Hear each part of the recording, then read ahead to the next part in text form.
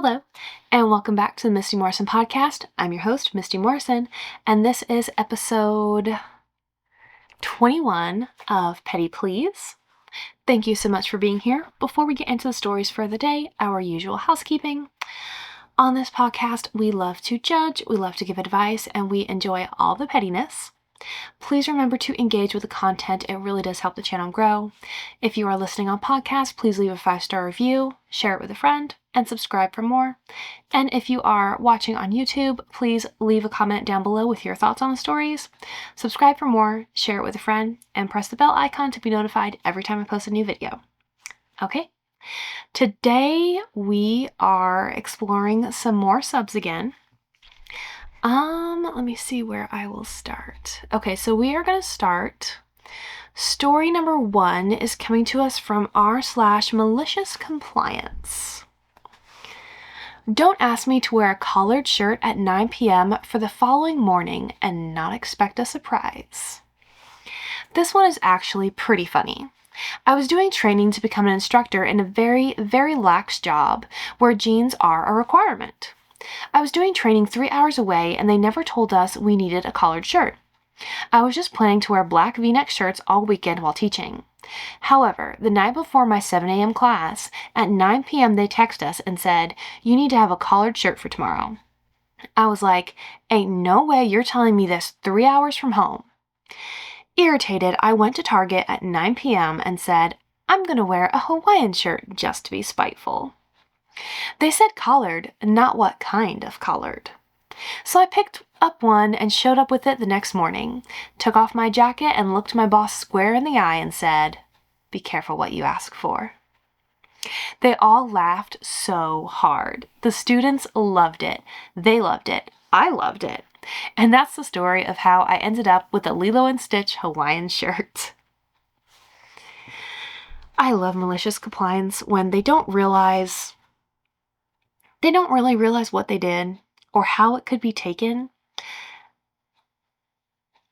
Yeah. When you inconvenience people like that, like telling them the night before that all of a sudden you need a collared shirt, like you're just expecting people have it, you can't be surprised when it doesn't work out the way you wanted it to. But I love this. You did what you were told. You wore a collared shirt. They needed to be more specific. All right, story number 2 is also coming to us from r/malicious compliance. Apply the rules to everyone, or else. Many eons ago, when I was 19 and a cashier at a grocery store, I wore, and still wear, a pentacle necklace on a choker. It's a small, understated pentacle, nothing garish or large. Simple silver. Some well-meaning customers mistook it for a Star of David, which still makes me chuckle. My manager at the time called me into his office one day. For what, I had no clue, but it quickly became apparent to me. "You need to remove that necklace. It's making customers uncomfortable." I look at him and smile. I'll be happy to remove my religious symbol. Pause. Beat. Ready to be quite compliant. As soon as you require everyone else to remove their religious symbols as well. I look at him utterly calm and smiling. He stumbles. He mumbles never mind, and sends me back to the floor. I never heard another word about my pentacle. I'm honestly not sure whether this is malicious compliance or petty revenge, but it felt more appropriate here. Yeah, I'd say it was definitely both. It was petty, but you're not wrong. You are not wrong. And he probably didn't even really think about it, and as soon as you said that, he realized he could get in trouble. Story number 3 is our last one for today from malicious compliance. You want soldiers to fight you? Okay. This story came from my great-granddad from his first week in training for the Army back in the 60s. Now, in the Army, you have 2 different kinds of officers. Ones who gain respect, and ones who want respect. And in the category of those who gain respect is Sergeant French, as he was a big man with a booming voice. But despite this, he was quite mad. For example, if a soldier's bed isn't made to his standard, he'd throw the bed covers across the room and even made the soldiers themselves throw not-so-perfect bed sheets out of the window. So because of this, it wasn't surprising that on the first day of training, he gave this speech to all the new men. But at the end he said, "If anyone disagrees with me," points at his rank slide, "I will take this off and my medals, and we'll take it around the back and settle this like men. These stripes don't mean anything to me," still pointing at his rank slide, "so do I have any takers?" Despite being mad and a little bit of an arse, no one dared to take him on, just by his size and the respect they have for him. As I said, there are two kinds of officers. There were others who want respect, and this is where Sergeant Hayworth comes in. After hearing what happened with Sergeant French and the trainees, he knew he'll do the same. So within the same week, Sergeant Hayworth gave his own speech to the trainees. But at the end, he gave the exact same speech, pointing at his rank slide and saying how he'll take them off and settle it like men. When he got to the end, he said, "Do I have any takers?" with a smug expression, as he thought everyone would be shit scared of him and give him respect after this, until his expression turns to horror as this 6-foot giant ex-coal miner with muscles the size of Sergeant's head emerged from formation with his hand up, saying he'd settle it like men. Obviously, Sergeant Hayworth gave some poor excuse, dismissed the formation, and went back to his duties humiliated. If you're gonna say it, you gotta be prepared for it. You gotta be willing to get what you asked for. I think Sergeant Hayworth learned a very valuable lesson that day. Story number 4 is coming to us from r/entitled people. My brother thinks he can borrow my car whenever he wants. My younger brother just got his license. Instead of buying his own car, he's decided mine is now our car. I work full-time, he's in college, so guess whose schedule gets messed up every week? It started small. Can I borrow it for an hour? But one day I woke up for work and my car was gone. He'd taken it at like 2 a.m. to hang out with friends and then slept in, leaving me stranded. When I confronted him, he goes, "You weren't using it, and family should share." I told him if he wants to share, he can share in the insurance payments and repairs. He laughed and said, "That's your responsibility as the owner." Owner, but not controller, apparently. I had a spare key reprogrammed and didn't tell him. The next time he tried to sneak off, the alarm screamed like the gates of hell. He hasn't touched my car since. As it should be. No, you're not entitled to share anything with anyone. Family does not matter there. It's not yours. You never said you were willing to share with him. Even when you did let it go, he couldn't respect your schedule as someone who had to go to work, like you had adult responsibilities, and he didn't care, so he messed up the situation. He can go buy a car.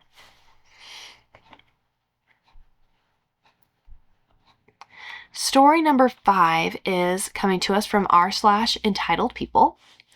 Woman wants my wife's drink. Yes, the actual drink. This happened yesterday. It's a hot day and my wife orders a sangria. As a waitress is bringing it to us, a woman stops her and says, "That's a nice looking drink. I would like it." The waitress says, "Sure, I'll get you one." The woman says, "No, I want that drink." The waitress had to explain to her that this particular drink was already spoken for. Some people. Yeah, that's weird. That's really weird. Okay. I mean, I just don't understand why you wouldn't already know that.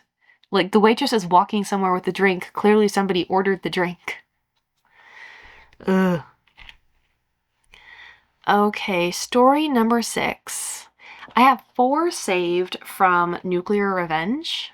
I couldn't find anything new on Pro Revenge, and I had forgotten that Nuclear Revenge existed. And I have 4 saved, but I kind of scrolled through them real quick, and most of them are really, really long.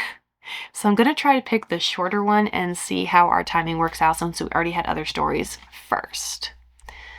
Oh, this one's a short one, so we'll start here. Story number 6 is coming to us from r/Nuclear Revenge. Neighbor tried to get my mom fined over our shed. So I got his $40,000 pool filled in. I live with my mom. She's quiet, keeps to herself, never bothers anyone. A few months ago, our new neighbor decided to report her to the city for having an illegal shed in the backyard. It was total BS. The shed's been there for years and has full permits. An inspector came out, checked everything, and left without saying a word. But the neighbor, smug, proud, thought he'd scared us. So I did a little digging. Turns out his brand new pool was way too close to the property line and illegally built over a utility easement. I reported him, attached photos, quoted city codes. 2 weeks later, the city ordered him to either move it, impossible, or fill it in. He lost the whole thing, $40,000 down the drain, literally. Now he gets to look at our completely legal shed every day while standing over a pile of dirt where his pool used to be. Mom sleeps great now. You just gotta be careful when you decide to screw with people. You don't know what you're gonna get back, especially if you know that you didn't follow the rules. That's a good one. Okay. I think we're going to have 7 for today. Let me find a short one. That one is a mile long.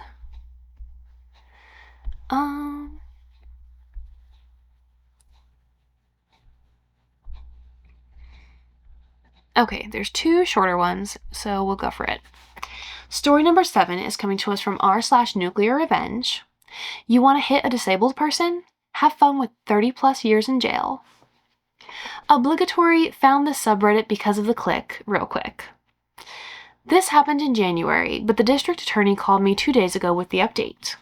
I'm a wheelchair user because of a fainting disorder. Severe POTS, for those wondering. I came home from work to see a car parked right under a no parking fire lane and on the sidewalk. It blocked the way into my apartment and I had to leave the wheelchair in my car. I started taking photos of the car because this had been an issue with the owner for months.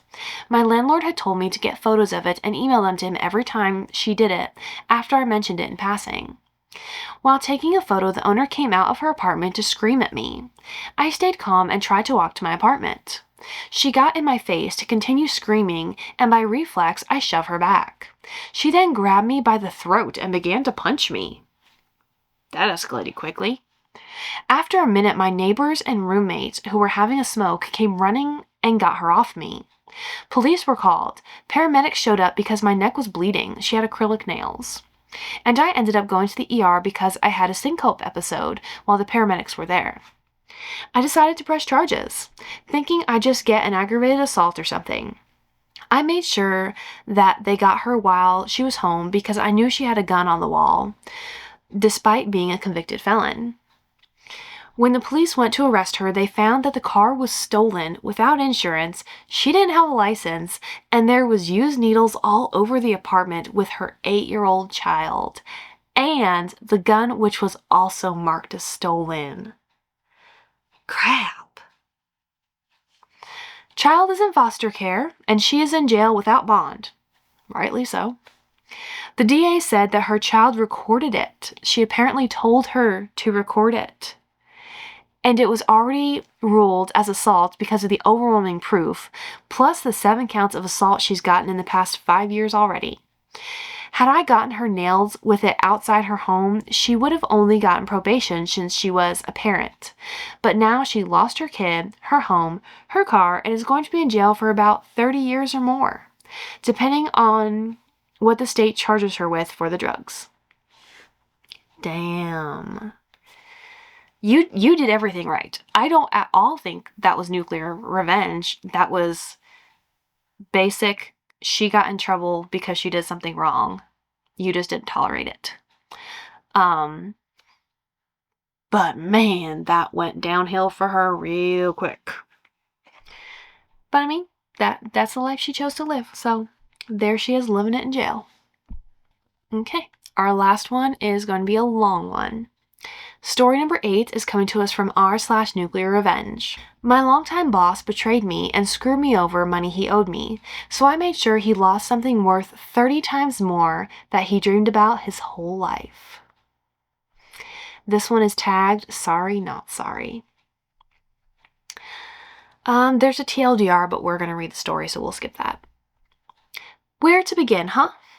I suppose I should get back to when this whole sleigh ride began. I am an educated computer tech that had the misfortune of graduating right on the cusp of the 2008 financial crisis. Before it was considered to be a vocation of the future, various businesses came to our school introducing themselves, offering scholarships for college if we signed an agreement to come work for them after we graduated, that as well. After the crash, those promises were the first thing they cut. As a result of that, I couldn't afford college, which meant I had to find work, which was easier said than done. My late and mid-20s were a roller coaster of dead-end jobs, where I worked, finally saved up some money, got fired as a redundancy, and had to spend those savings for living expenses while looking for my next shitty job.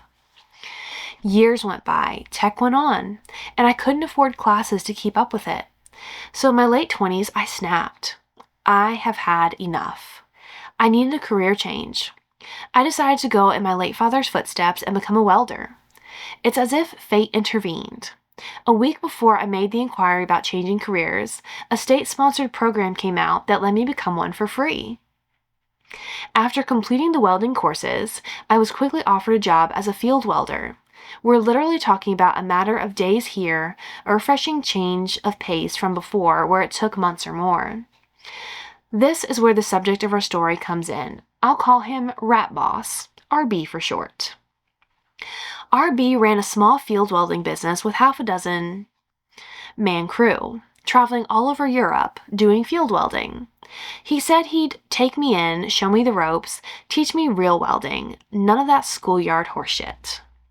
And let me tell you, the first 6 years were amazing. Yes, there was hard work, dawn till dusk, 7 days a week, sometimes gone from home for over a month, but the travels, the adventure, and the camaraderie. We were complete strangers to each other in the start, but we became like brothers, sticking together through thick and thin. Thinking back on it, I miss those days, even if they are behind me.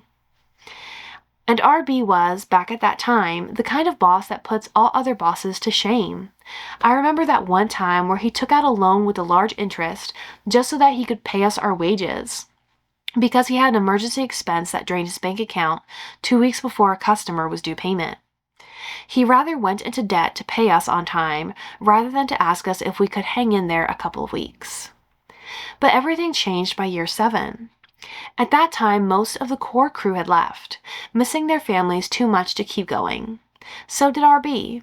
He set me up as foreman while he found himself work back home, and he sent people he interviewed over my way as I needed them. It didn't start off so bad at first, several jobs done successfully by the people that worked with me. It just wasn't the same. They were all short-term workers, there to make a quick buck, settle some debts, or gain some experience to find better paid work back home. But then the pandemic struck, and I had to sit it out. It wasn't a big deal for me since I was used to having cash reserves for rainy days for my teen years. But what came after is where things started to go seriously wrong. Nobody decent wanted to work abroad anymore, so the people that came to work with me were those that RB might have proverbially fished out of the sewers. Drunkards, thieves, drug addicts, destitutes. The kinds with nothing to lose and no will to do a good job. It all went downhill rather quickly. As the foreman, I made sure the job got done regardless, and that the work was signed off, so the bill would get sent and wages paid. But there were constant incidents outside of work. Incidents unique to the demographic that worked with me. To top it all off, wages started coming late, travel costs weren't being refunded, and Rat Boss started doing some creative accounting when it came to the differences between everyone's net and gross wages. It all came to a boiling point when I received a phone call at 3 a.m. on the night I was supposed to drive the boys back home in the morning. The customer called. One of the boys had been arrested for drunk and disorderly. He didn't have an ID on him, only the workplace identity card. So they phoned our customer in the middle of the night to help identify the foreman of that animal. So yeah, I got called to pick him up. I ate a lot of shit that day. When I came back home, I had a good, long sit down with Rat Boss. Told him I was done with that bullshit and that it was time to settle accounts. He sort of half-heartedly apologized. He also admitted he was having problems with his wife, which co-ran the business, and was fighting with him over how the money was being spent. At that point, he owed me around a year's worth of travel expenses. And if you take into account that I traveled at least 2,000 miles monthly, that is a substantial sum of money. He apologetically asked me to wait a bit on that money because his wife is cock-blocking him on any major expenditures. He also asked me to stay on with him for just a few more months on minimum wage, just until he can put a decent crew together. The idiot that I was accepted his proposal. There was no reason not to trust him after all. We've known each other for almost 7 years at the time. I didn't think it unreasonable to give him time to fix this. But I did have one condition though. I needed half the money he owed me by the end of September because I'm having some work done on my house. He said that shouldn't be a problem this far in advance. I said, okay, we have a deal. But I remained suspicious. A couple months went by. I worked for RB locally on minimum wage. Except the problem is that even that wage came in late. My hackles were raised. I was concerned that I would have to postpone work on my house, work for which craftsmen are so hard to come by. You have to pay a deposit to prove you were serious about needing that work done. In the beginning of September, on the month his partial debt repayment was due, I confronted him again. He assured me that paying half what he owed me for travel costs wouldn't be a problem and that he's got the cash ready. As we parted way and I went for home, he gave me the fakest smile I've ever seen in my life. I stared him down.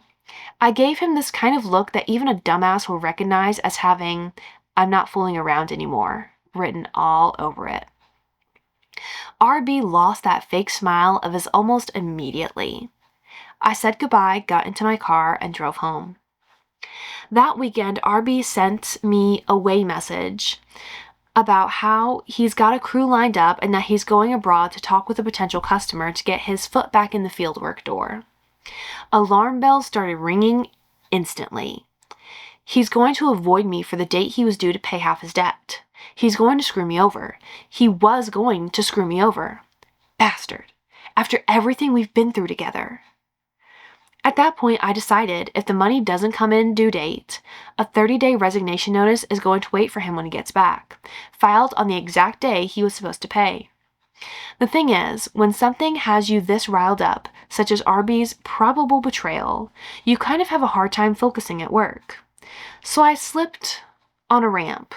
I didn't just sprain my ankle or tore a ligament, I downright destroyed it. About a week before his debt payment was due. We're talking about emergency surgery here, 2 weeks minimum at the hospital, and being unable to put proper weight on that foot for 6 months. Gosh. What do you guys think happened to the money he promised to pay me? It didn't come. Big surprise. Not only that, even the wage didn't get wired that month. It gets even worse. While I was in the hospital, heavily medicated, the work got done on my house. My mother, who had authorization to my accounts in case of emergency, used my savings to pay for the work on my house instead of canceling, which means I had very little money left. She told me not to worry, I will still get paid sick leave. I wasn't so sure. The thing about sick leave in my country is, in case of a work-related injury and a recovery period longer than a month, the employer is only required to pay the first month of sick leave. The rest is funded by the government, whereas the employer only pays for Social Security and taxes. Then the government wires the sick leave money to him for him to forward it to me. Ooh. Which of course didn't happen. Didn't receive a single cent from him since. So here I was, broken, crippled, bedridden, and unable to work. It gets worse. I ran out of money just as I had the last installment of an outstanding debt to pay. Banks were calling me weekly. I had to cash in an investment to pay it off and to subsist while I recovered. An investment that would have yielded me a modest amount of passive income for the rest of my life. So I was resigned for revenge. He lied to me, hid from me, failed to pay what was owed, stole from me, and pocketed money that was meant for me by the government. He will cook in the fires of hell for what he's done. The revenge. Before I tell you what I did to him, I wish a little background about Rat Boss. He lives in a small apartment in our capital city, along with his wife and 2 children. The apartment is extremely small, so small in fact that they all practically climb over on top of each other to pass each other by. But he did have a dream. He bought a plot of land where he was building a large house. So big in fact that a single one of the rooms is going to be bigger than his whole previous apartment. Over the course of those 7 years, he slowly built it up, brick by brick, and he was almost done. When we still talked, he told me that he was almost 6 months away from moving in. The thing about me being his foreman is that it involves a lot of paperwork. Every decision, every purchase, every dirty little secret hidden away in the numbers. And I had it all. It was simply a matter of forwarding it all to the appropriate authorities, and as soon as I was able to walk well, I wouldn't really say walk, more like dragging my recovering foot behind the other one while under the influence of hardcore painkillers, I went out to turn him into every government agency that had a shot at getting to him. The biggest hit came at the Labor Inspectorate. As the caseworker rummaged through the evidence I presented her, she mumbled to herself wide-eyed, something in the lines of, "My God, he broke half the labor laws in our country." Kind of impressive, really. The aftermath. I live in what could be considered a second world country. Our government is slow and inefficient, but it does act when prompted. And when it did act on Rat Boss, his fall was like being hit in the face by the same meteor that killed the dinosaurs. His accounts were frozen, he was barred from traveling abroad, his business licenses were suspended, and he was required to dismiss all his current employees with severance, money which he didn't have. He filed for bankruptcy soon after. He was required to sell the house he dreamed about for his entire life to settle the fines. He is stuck now, like I was, even worse. He's trapped in that sardine can of his for an apartment, unable to work, unable to support his family, unable to pay the bills until the legal proceedings from the government's finish. For what he did to me, I was able to stay afloat. But for what I did to him, he is done. Broken, reduced to utter destitution. He called me when the government's gavel hit his face. I will spare you the exact dialogue that took place because this post is long enough already. But to sum it up, he yelled over the phone, saying how could I do this to him, and yelled curse words at me. In return, I called him out for lying to me about money after 7 years, leaving me to rot in a hospital penniless. And I called him a rat that betrayed his friend, and to never call me again as we are now in a legal dispute, and he should forward all communication through the case office of the Labor Inspectorate, and hung up. I made a claim on his bankruptcy proceedings.